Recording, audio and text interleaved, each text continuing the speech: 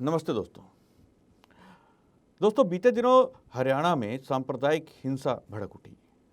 हरियाणा के नूंह जिले के मेवात क्षेत्र में सोमवार को एक धार्मिक यात्रा के दौरान दो गुटों के बीच टकराव हुआ, जिसमें तकरीबन 20 लोग घायल हुए और अब तक मिली जानकारी के अनुसार 2 होमगार्ड के जवानों समेत कुल 5 लोग अलग अलग स्थानों पर हुई हिंसा में मारे गए हैं। जी हाँ, हरियाणा एक ऐसा क्षेत्र जो हमेशा से ही शांति प्रिय रहा है। जाट बहुल क्षेत्र, हिंदू बहुल क्षेत्र, यहाँ पर अचानक से हिंदू मुस्लिम सांप्रदायिक दंगे होना एक बहुत ही जिसे कह लीजिए बहुत ही अचंभे की बात है। और लेकिन मेवात एक ऐसा क्षेत्र है जिसके बारे में कहा यह जाता है कि वहाँ से बहुत लंबे समय से हिंदू जो हैं वो पलायन कर रहे थे। हिंदू संगठन समय समय पर ये कह रहे थे कि वहाँ की स्थिति बिगड़ रही है, वहाँ पर हिंदुओं का रहना एक तरह से दूभर होता चला जा रहा है, गतिविधियाँ, धार्मिक गतिविधियाँ करना भी बहुत ही मुश्किल हो रहा है। ये पूरा घटनाक्रम का इतिहास क्या है, उस क्षेत्र का इतिहास क्या है, और अभी तो वहाँ पर कर्फ्यू लगा हुआ है और इंटरनेट सेवाओं के ऊपर भी बैन लगा हुआ है। इसी बीच आज हमारे साथ मौजूद हैं नरेंद्र आहूजा जी, जो कि इसी क्षेत्र से जुड़े रहे हैं, आर्य समाज के साथ, आर्य समाज फरीदाबाद से जुड़े रहे और उसके साथ ही उन्होंने उस क्षेत्र में काफ़ी कार्य भी किया है। तो नरेंद्र आहूजा जी, आपका बहुत बहुत स्वागत है इस कार्यक्रम में। आहूजा जी, सबसे पहले तो हम जानना चाहेंगे कि ऐतिहासिक रूप से हरियाणा में कभी इस तरह से सांप्रदायिक दंगे हुए नहीं। अलग अलग छोटे छोटे गुटों के दंगे या किसी बाबा आदि को लेकर डेरों के दंगे या भीड़ द्वारा जो किए गए वो अलग थे, लेकिन इस बार हिंदू और मुस्लिम सांप्रदायिक दंगा पहली बार हुआ। और ये दंगा भी उस समय हुआ जब हिंदू संगठनों द्वारा एक शोभा यात्रा, जल अभिषेक यात्रा का आयोजन किया गया था, जिसका आयोजन पिछले साल भी किया गया था और वो शांतिपूर्वक ढंग से संपन्न हुई थी। इस वर्ष भी उसी यात्रा को दोबारा से किया जाना था, जिसके अंदर शिव मंदिर में जलाभिषेक किया जाना था। एक प्राचीन शिव मंदिर है जो कि बहुत सालों से वहाँ है।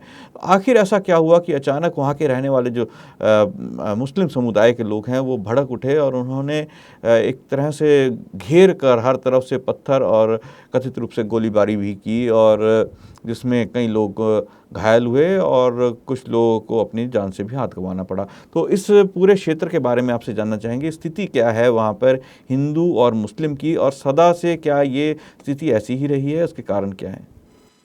देखिए अमित जी, आपने पहले इतिहास जानने के लिए निवेदन किया था। मेवात क्षेत्र का इतिहास हरियाणा विशेष रूप से जो सांप्रदायिक रूप से यदि देखा जाए तो बहुत ही शांतिपूर्ण ये राज्य है और अभी भी शांतिपूर्ण ही हम इसे कहेंगे। और मेवात क्षेत्र एक अपवाद के रूप में उभरा, जहाँ सामान्यतः दंगे, इस प्रकार के सांप्रदायिक दंगे नहीं होते हैं और हिंदू मुस्लिम भाईचारे की एक मिसाल भी बनकर के ये क्षेत्र किसी समय में उभरा। लेकिन हमें इसका इतिहास समझना होगा। मेवात क्षेत्र में रहने वाले मुस्लिम सदा सर्वदा से, आज से 3 या 4 पीढ़ियों से पहले मुसलमान थे, ऐसा नहीं। ये उस समय जब मुगलों का राज्य, मैं तो कहूंगा औरंगजेब का जब राज्य था, उस समय जब इस्लाम का प्रभाव तलवार के दम पर और राजा की सत्ता के दम पर, मुगल संप्रदाय के दम पर जब आगे बढ़ा, तो उस समय ये लोग हमारे ही हिंदू भाइयों के अलग अलग जातियों से धर्मांतरित हो करके मुस्लिम बने थे। जैसे जो गुर्जर समुदाय से परिवर्तित हुआ वह वहां जाकर के बड़गुजर कहलाया, जो राजपूत समुदाय से परिवर्तित हुआ वह मलकाने राजपूत कहलाए, और जो जाट समुदाय से परिवर्तित हुआ वह मूला जाट कहलाया। आदि आदि अन्य संप्रदायों से, अन्य जातियों से भी वह उस समय धर्मांतरण हुआ। लेकिन उसके बाद एक और दौर आता है जब स्वामी श्रद्धानंद जी महाराज ने गुरुकुल इंद्रप्रस्थ को अपना केंद्र बिंदु बना करके, इससे पहले कि ये तो अब जाकर के विश्व हिंदू परिषद ने घर वापसी का आह्वान किया, लेकिन ये आह्वान और ये कार्य आर्य समाज के स्तर पर महात्मा गांधी की रुष्टता को झेलने के बाद भी स्वामी श्रद्धानंद जी महाराज ने गुरुकुल इंद्रप्रस्थ को केंद्र बिंदु बना करके प्रारंभ किया था। मैं जिस समय आर्य केंद्रीय सभा फरीदाबाद का सेवक के रूप में कार्यभार देख रहा था और मुझे वहां के प्रधान का दायित्व 4 वर्षों के लिए दिया गया, तो पंडित नरेश दत्त जी वेदरथी को लेकर के अलग अलग गांवों में जाकर के कार्य किया करते थे, प्रचार का काम करते थे।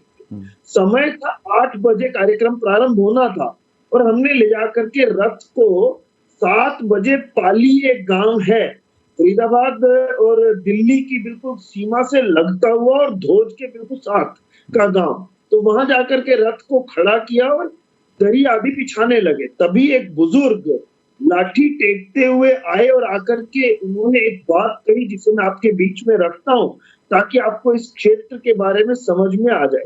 उन्होंने कहा, महाशय जी बहुत देर कर दी आने में।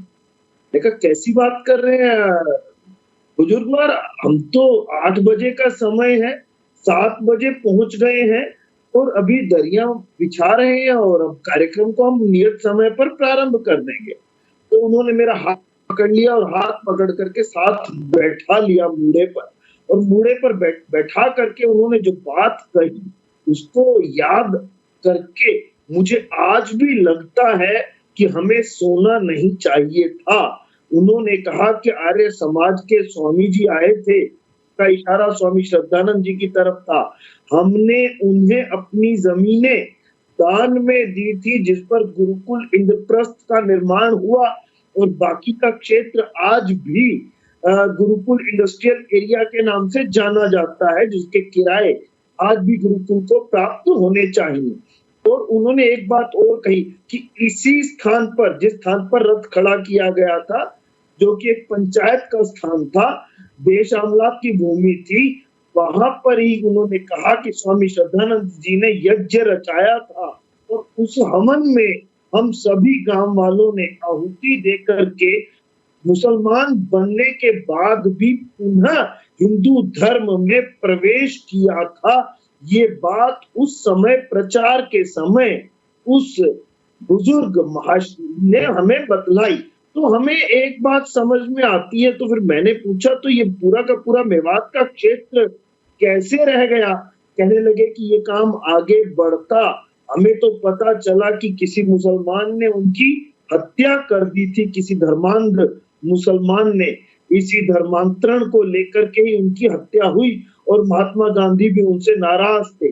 तब मुझे समझ में आया कि ये जो ताजे ताजे मुसलमान धर्म में परिवर्तित हुए थे तलवार के जोर पर, वह तो वापिस आना चाहते थे, लेकिन शायद हमारा समाज भी उन्हें वापिस ले नहीं पाया, या हम उन स्थितियों का निर्माण करने में शायद असफल हुए, या हमने शुद्धिकरण के आंदोलन को उस ढंग से नहीं चलाया जिस ढंग से उनका विश्वास जीत करके उन्हें पुनः गले से लगाते हुए अपने घर में वापस लाने के लिए हमें करना चाहिए था। जब मैं आर्य केंद्रीय सभा का कार्य देख रहा था तो एक महापंचायत हुई थी। हम आर्य समाज की तरफ से उस कार्य के लिए गए थे और वह महापंचायत थी गोरक्षा के ऊपर, और बात होते होते इसी धर्मांतरण पर और घर वापसी पर भी जब अनौपचारिक चर्चा होती है तो हुई। एक बुजुर्ग मुस्लिम ने खड़े होकर के उसने एक प्रश्न किया कि ठीक है, आप महाशय जी ये कहते हैं कि हम वापस आ जाएं, हम चर्चा करें अपने समाज के अंदर, मेवात में हम इस बात की चर्चा करें, लेकिन क्या आप ये आश्वासन देते हैं कि यदि हम अपनी घर वापसी कर लें तो हिंदू समाज या ये आपका आर्य समाज क्या हम लोगों के साथ रोटी बेटी का संबंध रखेगा? तो मैंने प्रत्युत्तर में एक प्रश्न दागा था उस बुजुर्ग से जो इस क्षेत्र की इस बात को समझाने में बहुत सहायक सिद्ध होगा। मैंने कहा, बुजुर्ग महाशय जी आप सीधा सीधा और सच्चा बतलाएं, क्या मेवात के मुसलमानों के साथ अन्य मुसलमान जो कि अपने आप को आपसे पुराना मुसलमान समझते और मानते हैं, क्या वह आपसे रोटी बेटी का संबंध रखते हैं? तो उसका चेहरा थोड़ा नीचे झुक गया और उतर गया था। उत्तर उसने नहीं दिया, लेकिन उनका चेहरा देख करके मुझे उत्तर समझ में आ गया था। इसी जी क्षेत्र को जब जी एक अलग जिला बनाया गया, मात्र 2 या 3 विधानसभा क्षेत्रों का चुनाव जीतने के लिए, तब भी हमने इस बात का पुरजोर विरोध किया था आर्य समाज के मंच पर भी कि आप राष्ट्रीय राजधानी क्षेत्र की सुरक्षा के ऊपर इतना बड़ा प्रश्न चिन्ह ना लगाएं और केवल एक धार्मिक आधार पर विभाजन करते हुए इसे एक अलग जिला ना बनाएं, क्योंकि ये मेवात का मुसलमान यदि विभाजन के समय भी, देश के विभाजन के समय भी इस देश में रह गया, तो उसका एकमात्र कारण महात्मा गांधी थे।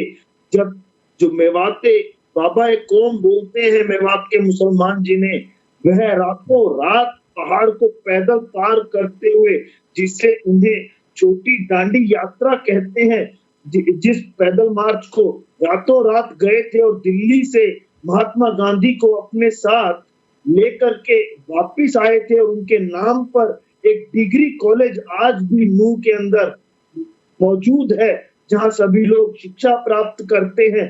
और महात्मा गांधी आकर के घासेड़ा की उस सड़क पर लेट गए थे कि कोई भी मुसलमान यदि यहाँ से पाकिस्तान जाएगा तो वह मेरी छाती के ऊपर पैर रख करके जाएगा।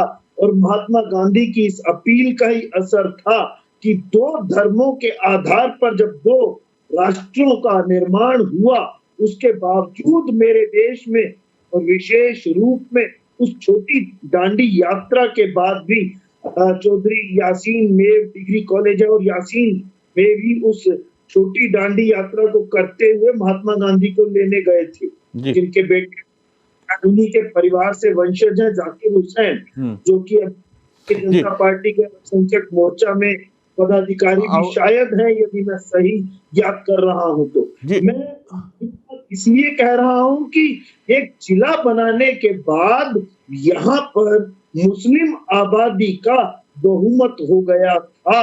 और इससे पूर्व जो बड़े दंगे हुए थे वह उस समय हुए थे जब बाबरी विध्वंस हुआ था, या बाबरी टूट करके और राम मंदिर के निर्माण का मार्ग प्रशस्त हुआ था।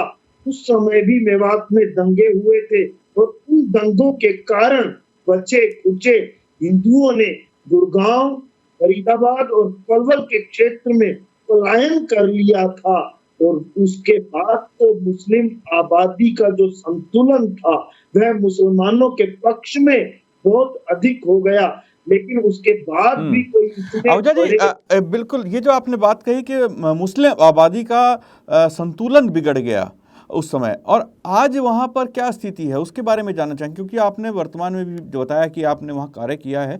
आज वहाँ क्या स्थिति है? क्या वहाँ पर हिंदू अपने जो इस प्रकार के धार्मिक अनुष्ठान खुल के कर सकते हैं, या उसको परेशानी होती है, वहाँ बिजनेस किया जा सकता है? इस तरह से क्या स्थितियाँ वहाँ पे हिंदुओं के लिए हो गई हैं?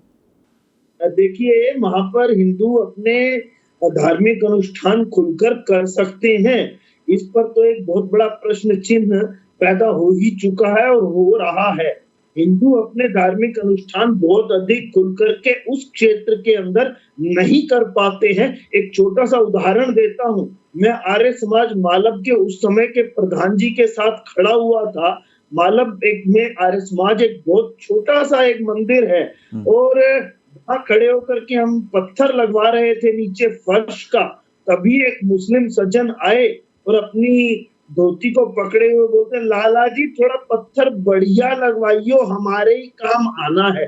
तो हम उसकी भावों को और भाषा को समझ गए थे, लेकिन फिर भी चुप रहे, क्योंकि किसी भी प्रकार का विवाद हम उस समय में नहीं चाहते थे। तो मेवात के क्षेत्र में जब देखते हैं कि क्या हिंदू अपनी धार्मिक गतिविधियों को खुल करके कर सकता है, तो उत्तर आता है कि नहीं, उसे अपनी धार्मिक गतिविधियों के संचालन में थोड़ी परेशानी तो होती है। इसीलिए हिंदू वहां से पलायन करता हुआ गुड़गांव, फरीदाबाद, सोना, बादशाहपुर जैसे क्षेत्रों में पलायन कर चुका है। और आज अब की इस घटना के बाद मैं जब न्यूज पोर्टल्स में अलग अलग समाचार देख रहा था, तो भी मैंने वहां हिंदुओं के इस दर्द को एक न्यूज पोर्टल पर सुना, जब उन्होंने कहा कि हम तब तो रह गए थे, लेकिन अब यहाँ रह पाएंगे कि नहीं, इस पर हमें अब विचार करना होगा। और जी। वह निश्चित रूप से इतने गरीब थे कि वह गुड़गांव, फरीदाबाद, पलवल जैसी महंगे क्षेत्रों में आकर के अब ना तो घर बनाने की स्थिति में है और ना ही रह पाने की स्थिति में है। वह किस हाल में कहाँ माइग्रेट होंगे और कहाँ जाकर के बसेंगे, इस पर प्रश्न चिन्ह है। बिल्कुल। आहूजा जी, अब हम बात करते हैं वर्तमान की स्थिति पे। हम देखते हैं कि अब उत्तर प्रदेश जैसा राज्य है जहाँ पर कभी हमेशा दंगे और अपराध हुआ करते थे, आज वो पिछले कई साल से बंद हैं जब से ये वर्तमान सरकार है।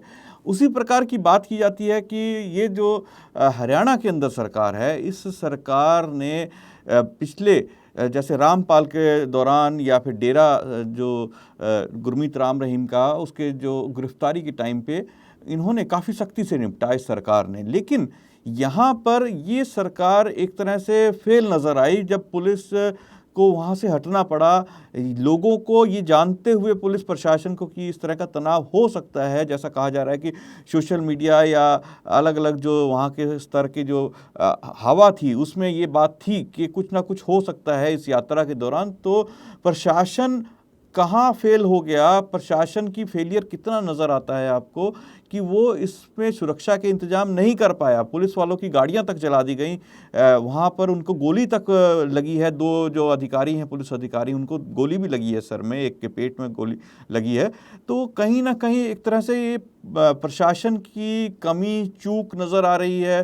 पुलिस बल ना होना, वहाँ से उनको भागना पड़ा, हटना पड़ा, और स्थानीय जो तैयारियां थी उनकी वो ज़्यादा निकली और उनकी वजह से उन्हें किसी तरह से रेस्क्यू करना पड़ा। जो श्रद्धालु वहाँ फंस गए थे, बच्चे, महिलाएं, हिंदू, उनको बचाना पड़ा।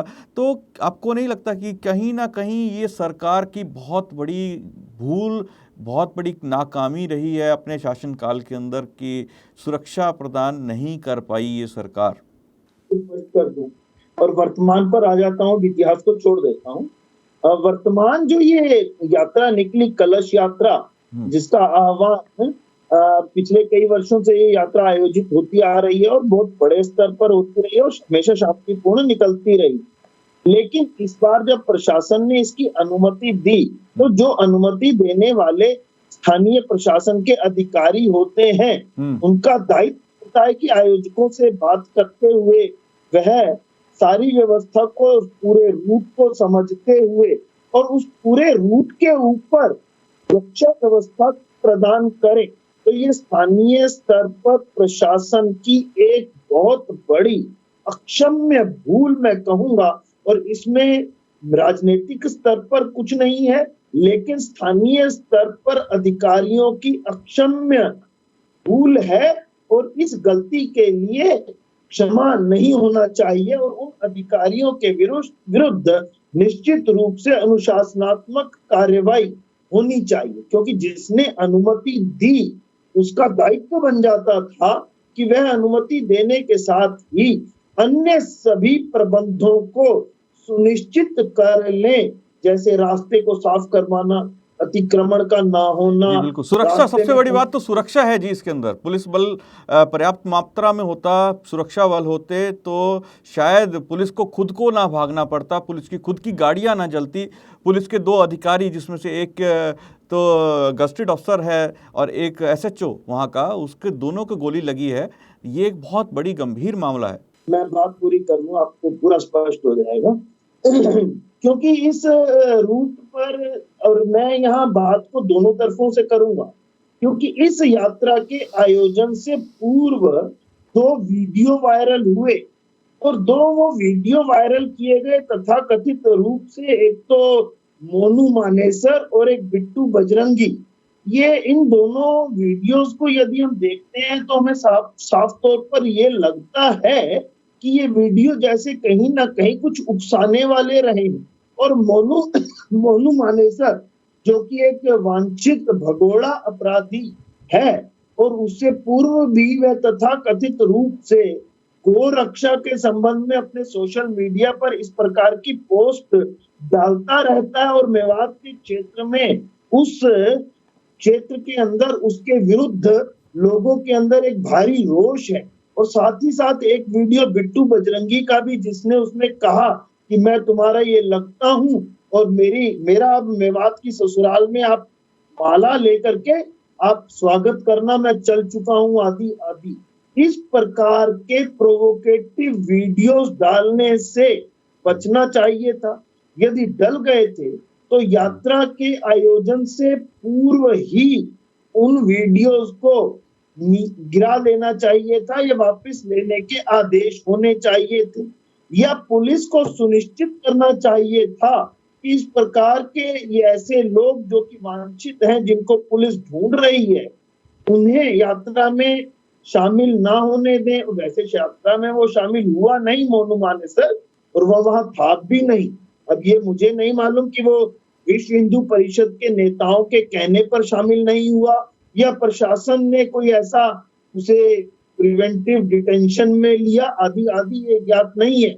लेकिन इस यात्रा में इन दोनों के आने का समाचार मिलने के बाद एक व्यापक स्तर पर, जैसा कि प्रदेश के गृह मंत्री ने बड़ी सख्ती से कहा भी कि निश्चित रूप से इस हिंसा के पीछे कोई ना कोई मास्टरमाइंड है, तो जितने व्यापक स्तर पर दूसरे पक्ष की ओर पहले से ही पूर्व नियोजित करते हुए, हथियार इकट्ठे करते हुए, छतों पर पत्थर आदि का बहुत बड़ा भंडार बनाते हुए और पहाड़ों में मोर्टार आदि लगा करके, जैसा घात लगा करके हमला किया जाता है, और जिस मंदिर में ये जलाभिषेक होना था उसके आसपास के खेतों से बाद में गोलीबारी की गई है, और जिस प्रकार से गाड़ियों में आग लगाई गई है, तो ये पूरी की पूरी हिंसा